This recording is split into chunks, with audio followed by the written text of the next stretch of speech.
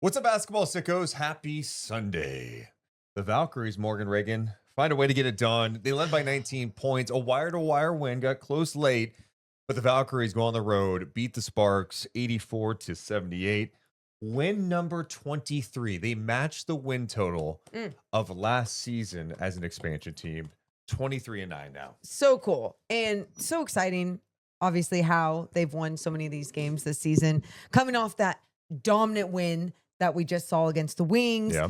to now this one finishing things out the right way. It did scare me down the stretch, although I did tell you, I'm like, I know the Sparks have the record that they have and they seem to be dysfunctional at times, and obviously they A lot are. changed. Yeah, Yeah. there's like a lot of things that have happened, but they really are a resilient team. And you see when you have a leader like Nneka Ogwumike on that team, like there is the fight. You just have to keep going. You saw that from the Sparks against the Lynx. You saw it tonight against the Valkyries, but the Valkyries did a good job of taking care of the basketball late and doing a few more things, even when they weren't getting those offensive rebounds, which caused Natalie Nakase to call that timeout late out of frustration, or in the fourth quarter in the frustration. Yeah, that fourth quarter, they were outscored 31-20. Yeah. They ended up having 6 turnovers in that fourth quarter Oh, was total. it 6 in Yeah. that 4? Okay, so I guess what I was talking about was, like, late when Mhm. things were, like, crunch time close. I thought they did a better job of taking care of it then, even though we saw some chaotic bodies, we see them just get out of their flow, and that's the frustrating thing about this Valkyries offense at times is, like, they have so many weapons, but then they get in this headspace, it feels like late, like they go away from what they started with, right? Yeah. Just, like, moving around the ball and it being beautiful. I also think, for this team, it's about defense, and that's all there is Right. to it, and I thought for this game to get close, there was some slippage, and it was not being able to finish a possession. The second chance opportunities in this game were significant for the Sparks, and, they had some of a size advantage too, especially once Kia Stokes left this game, a neck Yeah. contusion. But the second chance opportunities were massive. They end up with 21 second chance points in this game, the Sparks, and 15 of those came in the second half. They did a much better job of finishing in the paint in the second half, and that hurt, right? You play good defense, you can't finish a possession with the rebound, and that's what makes a good defense. And we've seen the Valkyries do such a good job at getting what they call kills. That's 3 stops in a row, finishing the possession, getting the rebound, right?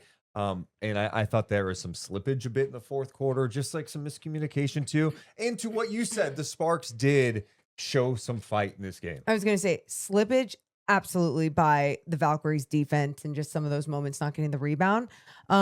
But we saw in the beginning of the game when Nneka Ogwumike was missing all of Yeah. those turnaround jumpers, she started making them in the second half. And it's just about getting her flow down, getting back into the paint. And I felt like they weren't making her feel as uncomfortable in the Yeah. paint in that second half. I'm very curious what Natalie Nakase is going to say after this game defensively. You just never kind of know what she's going to say after that last dominant performance. Didn't she say like they weren't good enough? Yeah, she didn't like how they started where Paige got 2 really good Oh, looks yeah. early on. And it was like, well, other than that was awesome, Yeah. but her standards are really high.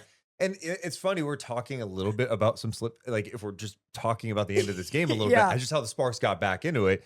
That's kind of what happened, but they still held the Sparks to 78 points, right? It's not like they were absolutely crushing it No. tonight. And that's just the expectations that you have when you watch this Valkyries team right now. They've got the second best record in the WNBA now, right behind Minnesota. They're now like a Mm. game and a half, I think, in front of the Las Vegas Aces, who lost back to back games now against Minnesota and then today against the Liberty. They sat everybody.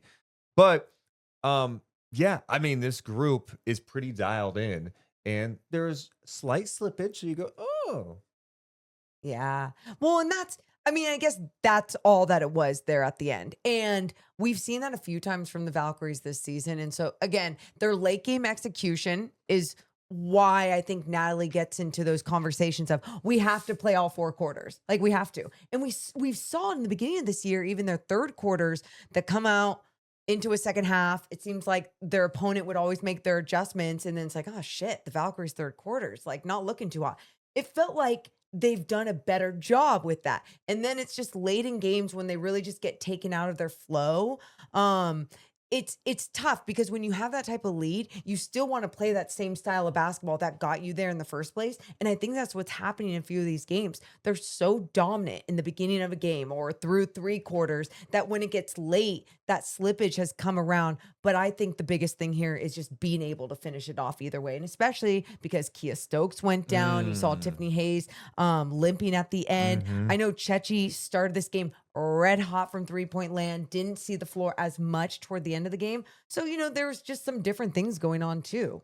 Yeah, and you wonder how much they're kind of managing minutes here down the stretch because, of course, you've got the FIBA World Cup coming up Oh, at the yeah. end of the season. There's like so many things you're kind of juggling to making sure bodies are fresh. Plus, it's just been a long season at this point. Janelle Salon hit the big three late, by the way. How it was what a 3-point game, and it felt like a So pretty. massive shot. It's so pretty. The Yeah. rotation on the ball, it is a massive shot, especially when she barely creates any space for herself with that sidestep. And it feels like someone's still either on her hip or it's like getting contested. And you're like, that is the best shot for Janelle Salon. Let's talk about more of the good because I think there were so many fun moments in this game. The start of this game, just an explosive first quarter for the Yeah. Valkyries. And watching it, we are just both like, dude, this group offensively right now was in such a rhythm. And that's why Ugh. going back to what we were talking about earlier, it's like, oh, why were they kind of out of rhythm offensively? Maybe because some defensive breakdowns, whatever. It all goes hand in hand. And in that first quarter, it was like picture perfect basketball. It seemed like they were getting the stops off defensively, Yep. pushing the other way, Hmm. making the extra pass, attacking closeouts, Get, getting in the paint. getting the second chance Ah. opportunities and keeping a possession alive. Well, that one sequence late Oh, in the yeah. third quarter, I think it was like the 5:20-ish mark, and the Valkyries took like a minute off the clock because they missed some shots, but they had 5 offensive rebounds. Yeah. Eventually ended up in a 3 ball for the Valkyries, and that's like backbreaking. That sucks the soul out of an Yes. opposing team when you are just getting rebound after rebound after rebound, making them work defensively. But there was a lot of beautiful things from this group offensively throughout this game tonight. Yeah, I think that was the funnest part, though. Like, had to be in that first half when you said it to me. You just looked at and you're like, "This is some of the most beautiful basketball Dialed that we in. are watching right now," and it's so true. It's because Simple. it's so simple. Everything is so fundamental, like from taking a 2-footed jump stop to just that extra pass, swinging it around the horn, or getting the paint touch and kicking it out, and then making the one extra pass and someone else moving. That's what I want. The off-ball movement with this squad, Mhm. the buy-in to just move without the basketball, the willingness to move without the basketball all the time with this group. It doesn't matter if it's a starter, someone coming off the bench. It's absolutely beautiful. And that's why when it is that connected, a team is able to have such high success that this team is having. Another game where the bench performs at a high level, 35 bench points. And it's never just one Crazy. person. Like I know Janelle can have her games, where she pops off for 20. We've seen that before, but Yeah. it is a collection. It's always a balanced attack, it seems. Like whether it's Caitlin Chen one night, Salon tonight, everybody who played off the bench scored, led by Tip Hayes, who had some incredible plays in this game. Some big and ones. Oh my God. Some of Those those back-to-back and ones. going downhill, the back to Oof. back and ones, her ability to finish around the rim right now, Deuce. I said this to you before. I said with Tip, even last year, like she's been able to find that first step, evolve her game throughout her career. But last year, I remember there was times where I was like, oh, is she getting a little chaotic with her Mhm. body with the way that she's finishing? There's such an intention and such a focus around the rim this year when she knows when to take off, when to use her body, when to just stay controlled and stay squared. And she's been doing that all year long. Where's the one where she was driving left on, I think, Cam Brink, took the like bump from Brink, and then did like that step through and one? Oh my God. I'm like the footwork, the speed, and then you talk about her speed. It is truly amazing for someone who's played as long as she has in the WNBA, who Yes. at one point like retired Yep. and then came back. She's what, 36 years old, and more times than not, she's like the fastest player It's crazy. off the bounce. Like, damn, you just blow by people. But then we were also saying Yeah. her defensive effort has even Yeah. jumped up and evolved. Like her on ball pressure, the activity that she has out there, it's setting the tone. And again, it's not to be ageist, but you just look at this, you look around Yeah, any league and you go, wait, at that age, she is playing like some of her best basketball yeah. off the bench right now, once again. Like, just so solid to be able to do the longevity of her career and how she's doing this right now is just incredible. I thought Kyla Charles had some awesome moments again. 18 minutes off the bench for her, 5 points, 4 rebounds, 3 assists.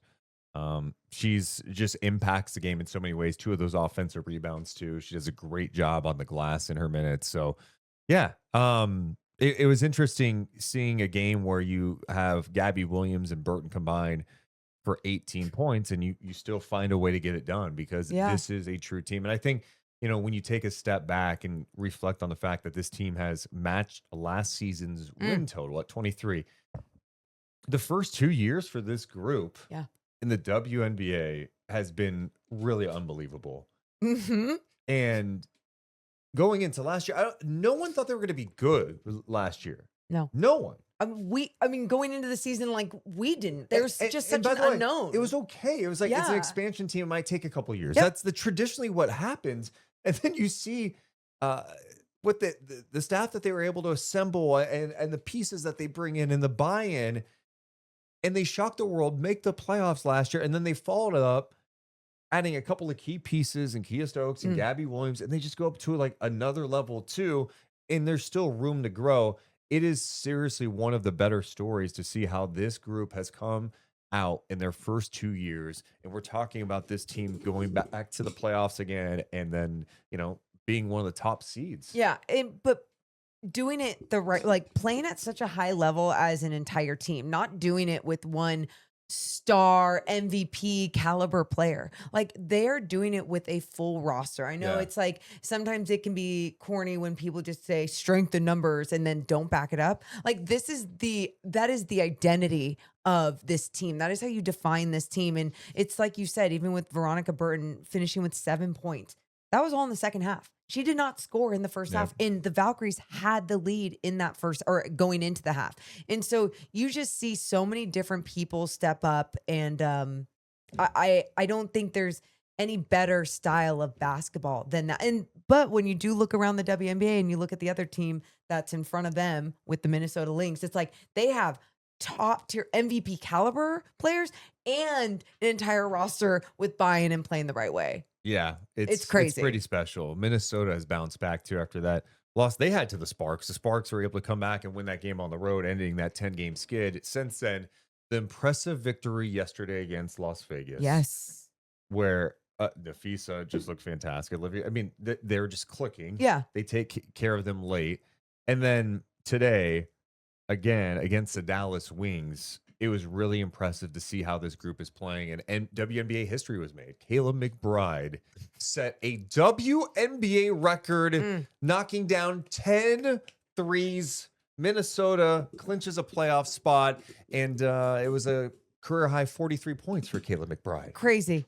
Watching her play in that game, you already know she's a sharpshooter, catch and shoot situations. She feels good, but when she's on like a game like this, you can't leave her any space. Like, you have to deny her the basketball because she's just so on fire. But then even when she isn't needing to get the basketball on an offensive possession, she can sit that one out, because then you have someone like Natasha Howard who can sling that ball around anywhere, has fantastic vision. Olivia Miles, same thing. Fee can stretch the floor and play on the inside. And so to see all those threats, but to allow McBride to have a game like this today, it was so fun to watch. Really quick too, before we move on to anyone else with the Lynx, McBride after the game had that post-game interview with Ashley Chamonix, one of the best sideline reporters out there. And she just talked about how much love and joy she had, not only for the city of Minnesota and why she's just so glad she's there, but for the game of basketball. And listening to her talk about the game and how much joy it brings her and how much fun it is. Yeah, it's not just because she's scoring 43 points tonight. It's because they have a style that is so fun to watch, and I'm sure so fun to play in. Also in that conversation, she was talking about how, when she decided to go back to Minnesota this offseason, they weren't sure what it was going to look like, right? Yep. So many changes to the roster, Yeah. and no Nafisa Collier. I think most people just assume like, it might be kind of a tough year. Who the hell I did. knows? And to see what they've been able to pull out Again, a team that seemingly has like the best pieces, the depth, like at the right spots, and then Yes. how Olivia Miles has played, it's crazy. But like with your point on McBride, to see her thrive Uh-huh. this year, career high in points per game, Yes. 43 tonight.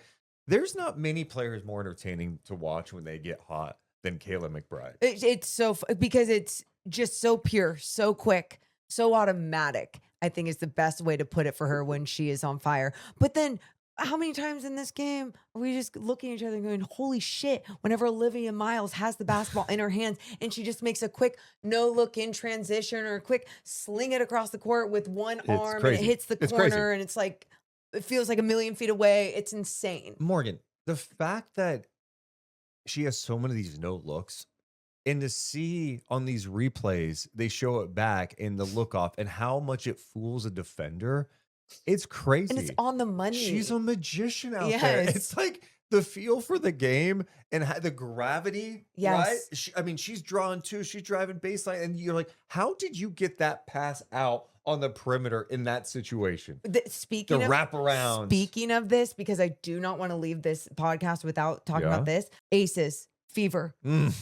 And every other possession, Chelsea is doing that same shit where she's just a wizard out there. The point Yeah. guard. That's why it was fun seeing them go, toe to toe in that Aces Lynx game. Yes. Because you're just like these two magicians at the same time, with the flair, the passing, their ability to set up their teammates and what it does for Yes. others. It's crazy. It's crazy. Yeah. You're exactly right. But that game against Indiana, I love that we're all over the place on this, but it's so true. Like some of the high level play, like when Gray has that three to tie it at the buzzer, Yeah. force overtime. Then she has the game winner. You're like, holy shit, the Yeah. shot making, the playmaking, the total package. the clutch moments, everything. But back to Minnesota for a Yes. second.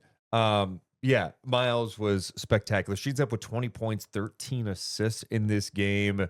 Collier was 17 points, 8 rebounds. You mentioned Natasha Howard, who's been fantastic for them as well. But 43 points for McBride. She did it on 16 of 21 shooting, 10 of 14 from three, a new WNBA record. Before there was a list of so many people at just at nine. No one got over that mark of 9 except McBride did today. And it was absolutely incredible. And if anyone was going to do it, it makes sense that it's her. Yeah, this Minnesota team, it feels like this is one of their best chances. I know they felt so close to winning a championship the last couple of years, last year with the injuries, the year before losing.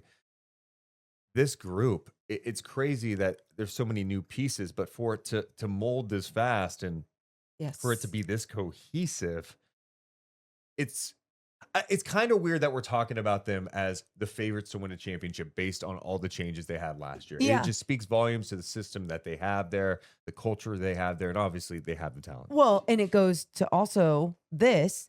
You look at Nafisa Collier the last year, couple of years before this year, was right there with Asia Wilson. Absolutely. And then an injury would come, and then it's like, okay, it's Asia for sure. And then even this year, like obviously she didn't play enough games or anything else, but she's playing at an MVP level since she has returned with her ankles the way they are. Nafisa's also going to go play with Team USA during that break. And she's feeling good. She's been playing her best basketball. And so my whole point to that though is like, you look at Asia Wilson in the MVP conversation, we're just like, she's above everyone else. Absolutely. But the fact that this Lynx team has 2 people that could have been in the conversation, being obviously Nafisa if she had played more games this season, and then Olivia Miles, who has been in the conversation, but you put her in the conversation to talk about it, but it's still Asia Wilson. It's crazy. It's absolutely, there's a lot of talent there, and it's fun to watch. It's going to be fun down the stretch of the WNBA season 2. If you have any thoughts on what you've seen in the W lately, what do you think about the Valkyries win in this one today? How are you feeling about Minnesota? Any other WNBA thoughts? Hit us up in the comments below. Hit the thumbs up and subscribe. Deuce and Mo. Deuce and Mo. Deuce and Mo. They tell you what they know. Deuce and Mo. Deuce and Mo. Deuce and Mo. The podcast that you know.